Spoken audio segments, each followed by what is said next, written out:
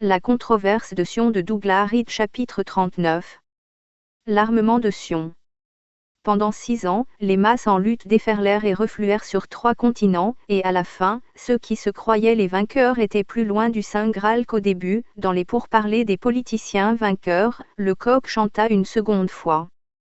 3 décennies avant, le président Wilson s'était efforcé de crier que « les causes et les objectifs sont obscurs, les objectifs des hommes d'État des deux côtés sont pratiquement les mêmes », et le résultat lui donna raison. Les leaders allemands avaient alors décidé de « fomenter » et M. Hauss de « soutenir » la révolution mondiale. Les sionistes gardèrent leur siège à Berlin tant qu'ils pensaient qu'une Allemagne victorieuse pourrait installer la patrie juive en Palestine, et ne le transférèrent que quand ils virent que la victoire se trouvait à l'ouest. La Seconde Guerre confirma de nouveau la vérité du cri étouffé de M. Wilson. Elle n'aurait jamais pas commencé sans la complicité de la Révolution mondiale dans l'attaque du nouveau fou de Berlin, et les peuples alors envahis ne purent discerner aucune différence entre l'oppression communiste et l'oppression nazie. Puis, quand les deux se retournèrent l'un contre l'autre, M. Hopkins, à la place de M. Hauss, commença à soutenir à nouveau la Révolution mondiale, si bien que la victoire ne pouvait apporter aucune libération. Hitler voulait réisoler les Juifs, M. Brandeis en Amérique voulait la même chose, et décréta impérialement Tchou, aucun Juif ne doit vivre en Allemagne. M. Churchill désirait que 3 ou 4 millions de Juifs soient transplantés en Palestine. L'État communiste, antisioniste de son État, fournit le premier contingent de ceux-ci. Quand la fumée de la bataille s'éclaircit, seuls 3 buts avaient été réalisés, aucun d'eux n'ayant été révélé à son début. La Révolution mondiale, avec les armes et le soutien de l'Occident, s'était avancée au centre de l'Europe. Le sionisme avait été armé pour s'établir en Palestine par la force. Le gouvernement mondial, manifestement le résultat que ces deux forces convergentes étaient destinées à produire, avait été établi à nouveau sous forme embryonnaire, cette fois à New York. La guerre derrière la guerre fut la véritable guerre, elle fut menée pour détourner les armes, la main-d'œuvre et le trésor de l'Occident vers ses buts. À travers le brouillard guerrier qui se dissipait, la forme du grand dessein, d'abord révélé par les papiers de Weishaupt et exposé de nouveau dans les protocoles, apparut clairement. Quand la guerre commença, l'intention d'abandonner le mandat inapplicable et de se retirer de la Palestine, après s'y être assuré de la représentation équitable de toutes les parties, était la politique britannique officielle, approuvée par le Parlement. Les sionistes virent qu'aucun gouvernement britannique, dans tout avenir prévisible, ne pourrait être amené à exécuter le véritable acte d'assassinat, c'est-à-dire expulser les Arabes de leur propre Palestine par les armes. Ils commencèrent à se procurer des armes pour que même sous couvert de la guerre.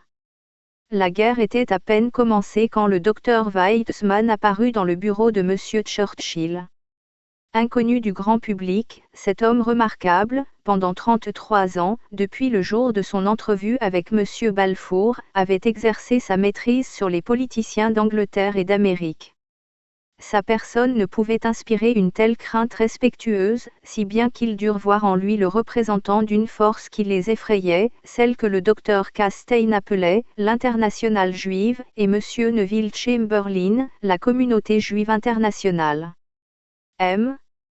Churchill, revenu au gouvernement après avoir servi 10 ans comme Premier Lord de l'Amirauté, aurait vraisemblablement dû être absorbé par la guerre en mer, mais le docteur Weizmann était préoccupé par d'autres choses. Il dit, après la guerre, nous voudrions créer un État de 3 ou 4 millions de Juifs en Palestine, et affirme que M. Churchill répondit, oui, en effet, je suis tout à fait d'accord avec cela. M. Churchill, 12 mois plus tôt, avait exigé que des garanties solennelles soient données aux Arabes que l'immigration sioniste serait réglementée et limitée. Même aujourd'hui, en 1956, la Palestine n'a que 1 600 000 Juifs, et un état de guerre permanente existe en Arabie par suite de leur introduction. Si leur nombre doit être doublé ou triplé, la forme que prendra l'avenir est claire, et M. Churchill, en 1939, la vit apparemment. M. Churchill n'avait alors aucune responsabilité concernant la Palestine. Le docteur Weizmann s'attendait manifestement à ce que M. Churchill soit bientôt Premier ministre. Il se rendit alors en Amérique et expliqua son plan au président Roosevelt, le trouvant intéressé, mais prudent. Sa troisième campagne électorale était imminente, et retourna en Angleterre, où M. Churchill avait supplanté M. Chamberlain au poste le plus haut placé. Ainsi, la situation de 1916 fut elle recréée, à une petite différence près. On avait exigé de M. Lloyd George qu'il détourne des armées britanniques en Palestine, pour la conquête initiale de la terre désirée, et c'est ce qu'il fut. On demanda à M. Churchill de détourner des armes vers les sionistes en Palestine, pour qu'ils puissent s'y établir, et il souhaita se conformer à ces demandes. En effet, il donnait des ordres dans ce sens depuis 5 mois quand il revit le docteur Weizmann, et les conserve dans les annexes de ses mémoires de guerre. Conserve dans les annexes de ses mémoires de guerre. Il devint Premier ministre le 10 mai 1940, alors que la France s'effondrait et que l'île britannique se retrouvait seule, défendue seulement par le reste de ses armées de l'air et sa marine. L'armée avait été détruite en France.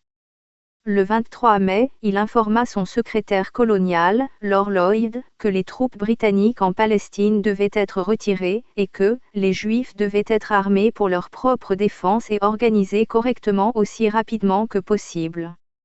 Il répéta l'ordre le 29 mai, tandis que l'évacuation de Dunkerque battait son plein, et le 2 juin. Le 6 juin, il se plaignit d'opposition militaire, et à la fin du mois de juin, de difficultés, avec 2 ministres responsables, particulièrement Lord Lloyd, qui était un antisioniste convaincu et un pro-arabe. Je voulais armer les colons juifs.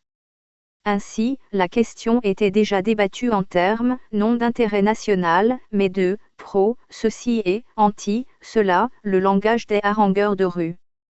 M.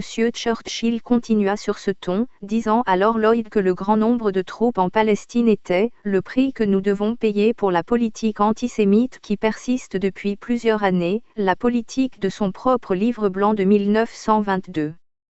Si les Juifs étaient correctement armés, dit-il, les troupes britanniques seraient libérées pour servir ailleurs, et il n'y aurait aucun danger que les Juifs attaquent les Arabes. Il refusa d'informer le Parlement de l'opinion du ministre responsable. Je ne pouvais certainement pas m'associer à une réponse comme celle que vous avez formulée pour moi. À cette période, les armes étaient plus précieuses en Angleterre que des diamants. Les armées délivrées en France étaient sans armes et désorganisées. M. Churchill rapporte que l'île entière contenait à peine 500 canons et 200 chars de tout âge ou type. Des mois plus tard, il faisait toujours instamment appel au président Roosevelt pour 250 000 fusils pour des hommes entraînés et en uniforme, qui n'en avaient pas. À cette époque, je parcourus la campagne pour obtenir, enfin, un vieux pistolet de 40 ans qui tirait seulement coup par coup. Les mots enthousiastes de M. Churchill parlant de combats éternels sur les côtes et dans les rues, et de ne jamais abandonner, ne me firent pas frémir, parce que je savais que, si une invasion prenait pied, ces mots étaient vides, les hommes ne peuvent se battre contre des chars à main nue.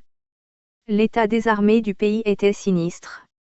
J'aurais été abasourdi si j'avais su que M. Churchill, à un tel moment, pensait aussi obstinément à armer les sionistes en Palestine. Le danger d'invasion était en train de reculer quand le docteur Weizmann revit M. Churchill, en août 1940. Il proposa alors que les sionistes forment une armée de 50 000 hommes, et en septembre, présenta à M. Churchill un programme à 5 points, dont le point principal était le recrutement du plus grand nombre possible de Juifs en Palestine pour le service au combat. Il dit que M. Churchill consentit à ce programme. Lord Lloyd, comme Sir William Robertson, M. Edwin Montagu et plusieurs autres dans la Première Guerre, fit de son mieux pour prévenir tout cela. Il fut poursuivi par le destin prématuré qui suivit à la trace de nombreux hommes qui tentèrent de faire leur devoir dans cette histoire. Il mourut en 1941, âgé seulement de 62 ans. Cependant, les officiels et les soldats responsables n'eurent de cesse d'essayer de maintenir les politiciens tête d'affiche, en dehors de cette nouvelle diversion. Le docteur Weizmann se plaint que, malgré le soutien de M. Churchill, exactement 4 ans devaient passer avant que la brigade juive, en septembre 1944, ne soit officiellement formée, et attribue ce retard à la résistance obstinée des « experts », son propre mot. M. Churchill se plaignit de la même façon: « J'ai voulu armer les Juifs à Tel Aviv. Ici, j'ai rencontré toutes sortes de résistances. » Juillet 1940, juste avant que l'attaque aérienne sur la Grande-Bretagne ne commence. Le docteur Weizmann pensait manifestement que le temps était venu de soumettre cette résistance par la pression, venue d'un autre milieu, car au printemps 1941, il se rendit de nouveau en Amérique. À cette période, comme dans la Première Guerre, il offrait, en théorie, à l'effort de guerre britannique l'avantage de sa connaissance scientifique, à cette occasion dans le domaine de l'isoprène. Il dit qu'il était absorbé par ce travail, mais il s'arrangea pour s'en libérer, et, comme il était le docteur Weizmann, aucune difficulté ne surgit concernant le fait de traverser l'Atlantique en temps de guerre. Le terrain avait été préparé pour lui en Amérique, où le rabbin Stephen Wise instruisait le président Roosevelt, comme il avait instruit le président Wilson, mort depuis longtemps, de son devoir envers le sionisme. Le 13 mai 1941, je constatai qu'il était nécessaire d'envoyer au président des rapports de première main de Palestine, les rapports de première main du rabbin à propos d'un pogrom, rapporté, en 1933 avait provoqué le boycott à New York, et d'écrire sur le statut risqué des Juifs désarmés. Le gouvernement britannique doit être amené à comprendre à quel point le choc serait énorme et son effet nuisible à la cause démocratique, s'il devait y avoir un massacre général à cause de l'échec d'armer convenablement les Juifs aussi bien que de renforcer les défenses de la Palestine par des canons, des chars et des avions.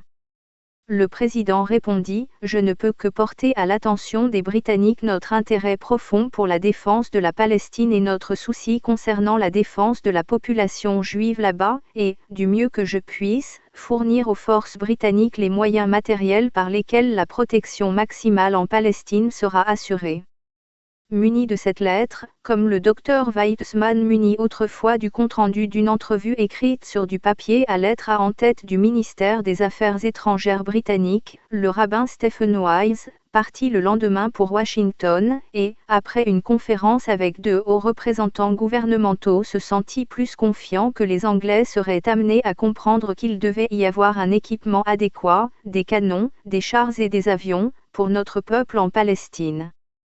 Et, probablement grâce à l'intervention de M. Roosevelt, l'affaire de parité avait été en grande partie abandonnée. La dernière allusion concerne l'insistance d'administrateurs britanniques responsables que, si des armes étaient remises, les Arabes et les sionistes devraient être armés en nombre égal en Palestine. Même M.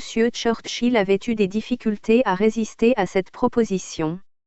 Ces potentats sionistes dans les divers pays appliquèrent une pression irrésistible sur la politique internationale, en parfaite synchronisation.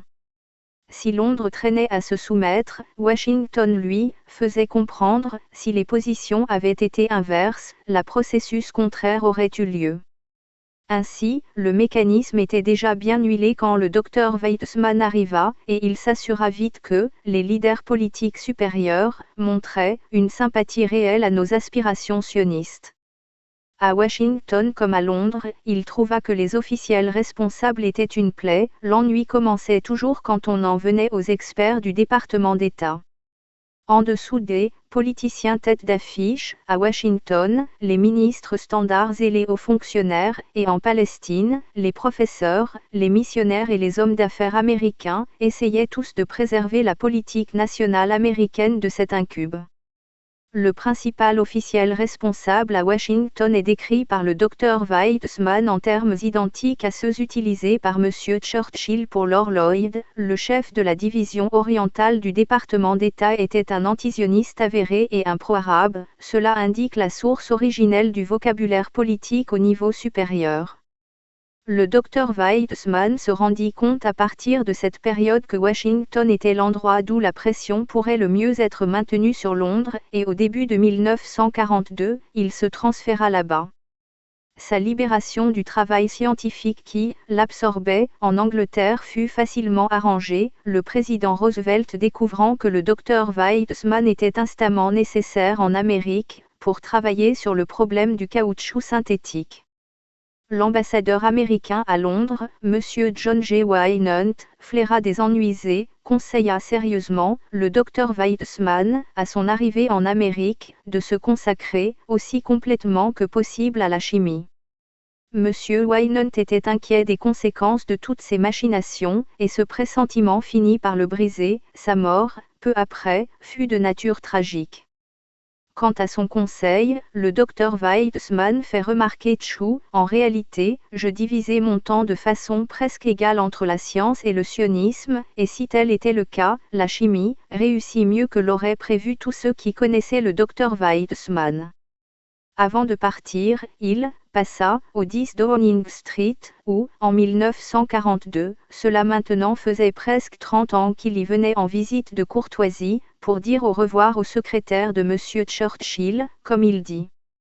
Fait non surprenant, il vit M. Churchill, qui lui dit, selon le docteur Weizmann. Quand la guerre sera finie, je voudrais voir Ibn Saoud souverain du Moyen-Orient, le patron des patrons, pourvu qu'il s'arrange avec vous, bien sûr que nous vous aiderons. Gardez cela confidentiel, mais vous pourriez en discuter avec Roosevelt quand vous arriverez en Amérique. Il n'y a rien que lui et moi ne pouvons faire si nous y appliquons notre réflexion.